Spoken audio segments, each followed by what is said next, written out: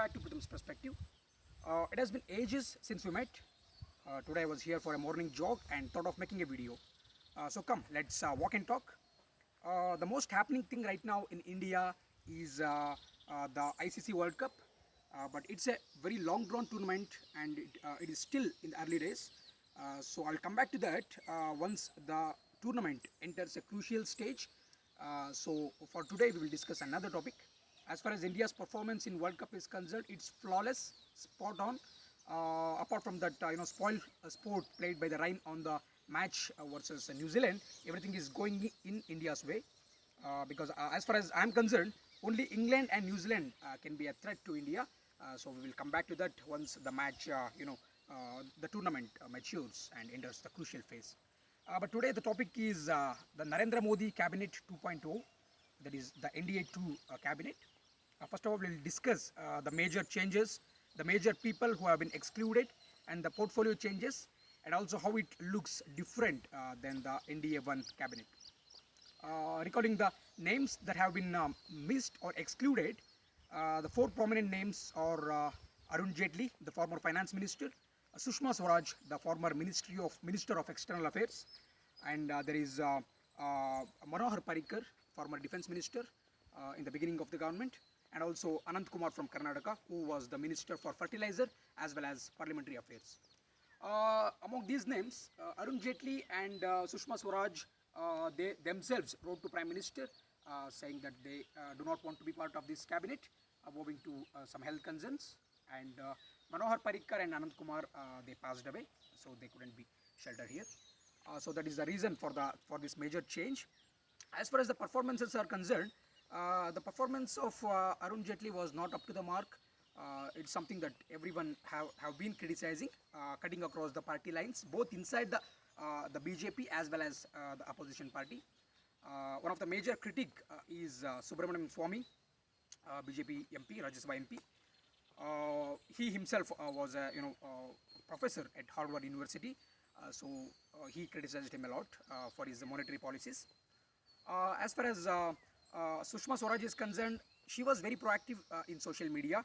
She was issuing visas and all the she was redressing the the issues through Twitter. But on ground, she was not considered to be a very big taskmaster. So that's one reason. Anyway, they both have themselves operated off the ministry birth. Manohar Parrikar, a very big loss for the country. He served as the defense minister and served as the chief minister of Goa. He demised due to pancreatic cancer, a very big loss to the country, which is irreparable. And same is the case with Anant Kumar, wonderful minister who was Modi's go-to person. That is the reason he was given the parliamentary affairs portfolio. Even he also demised and thereby creating that big void in the government, which is very hard to fill. Now coming back to the changes, Amit Shah, the inclusion of Amit Shah is considered to be the master stroke because he has been given the most powerful ministry, home ministry, and it is considered to be a master stroke because see, we all know what he did when he was the home minister of Gujarat. He is known to come down heavily upon the anti-social elements as well as the anti-national elements, because still he has some cases regarding fake encounter cases. That is the Sohrabuddin Sheikh encounter case and Shah Jahan encounter case.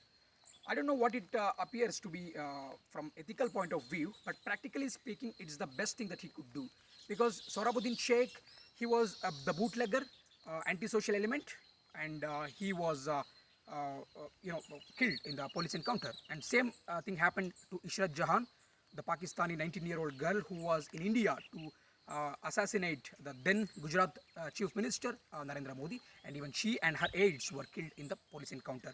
So because of these reasons, all the anti-social elements are very afraid of Amit Shah. So right now the ground has been set up for his policies in this current government. As far as the policy change is concerned, the portfolio change, Rajnath Singh has been given defense instead of home ministry. Basically, his performance in the previous government was not up to the mark. We all thought Rajnath Singh is a very good politician, but as far as working as a minister, he was not up to the mark at all, because he was heavily criticized by the right-wing people themselves, because whenever some mishap happened, whenever something happened in the country, instead of taking the action on the ground, he would just say that मैं इस बात का बहुत कड़ी निंदा करता हूँ, which means that he would criticize or condemn this act very strongly. But it's not going to do any favor to the nation. So that is one of the reasons why he was shunted out of the Home Ministry. Rajnath Singh, I remember he was here in Shumoga back in 2008 or 2009. He was here for a poll campaigning. I was thrilled to see him, because it was a very big rally and he came airborne. He landed somewhere near the venue, and he was surrounded with all those black cats, and I was mesmerized, awestruck by him. And also his speech was amazing. He speaks this spot on, flawless Lucknowi Hindi, which is unadulterated, because in Hindi there are many different variations, regional variations, like Bhojpuri is there, Haryanvi is there, Chhattisgarhi is there. There is a different way how people in Rajasthan, in Gujarat speak Hindi. So this guy, he speaks the purest of Hindi, and it's very good to hear. It's pleasant to ears. And also back then he was the president of the BJP, national president. But when it came to working as the Home Minister, he was not up to the mark. Now he has been moved to Defence Ministry. Defence Minister is like more of a symbolic gesture, because nobody, no armed forces will wait for the in order to take the action on the ground. They will not wait for the defense minister. His job is more into procurements and all the major policy decisions, so it's fine as far as that is concerned. So these are the major changes. And also S. Jaishankar, who was a former IFS officer, worked as ambassador and high commissioner representing India across different nations. He has been given the external affairs ministry, very, very big thing, because he is an outsider. He was not a politician, but Modi trusted him because he is a very capable man. He can speak multiple languages, and he has first-hand experience of dealing with his diplomatic relations and foreign affairs. So he is the best person to lead that. So these are the major things, major takeaways from cabinet of Modi government 2.0. So I just wanted to throw some light upon that, and that's it for the day. In the upcoming videos, we will discuss about some other issues, burning issues, ranging from World Cup to other things happening in the nation right now. So take care, goodbye, subscribe to this channel, and thanks a lot for watching it. Take care.